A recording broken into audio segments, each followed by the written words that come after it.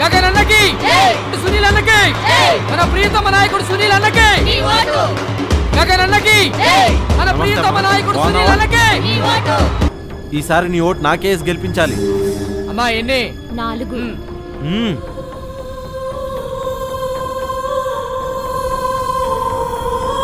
సునీల్ అన్నకి జిందాబాద్, సునీల్ అన్నకి. నమస్తే పెద్దమ్మ, ఈసారి నన్నే గెలిపించాలా? పెద్దమ్మ మూడు బాగున్నట్లేదు. అన్నా ముగ్గురు అనుకుంటా అన్నా. మన ప్రియతమ నాయకుడు సునీల్ అన్నకి, సునీల్ అన్నకి.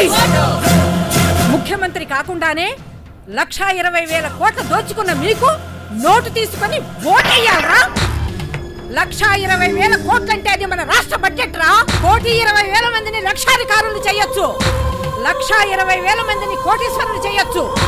కూటికి గతి లేనోడని ఎంతో మందిని పోషించొచ్చు. 100 కంపెనీలు పెట్టి 1000 మందికి ఉపాధి కల్పించొచ్చు. పంటలు పంటక డొక్కలెండిపోయిన ఎంతో మంది రైతన్నల రుణాలను మాఫీ చేయొచ్చు. అలాంటిది బడిగంట కొట్టగానే పరిగెత్తుకొచ్చే పిల్లల్లా కనబడుతున్నావురా? 1000 కొట్టగానే ఉరికెత్తుకుంటూ వచ్చి ఓటేయటానికి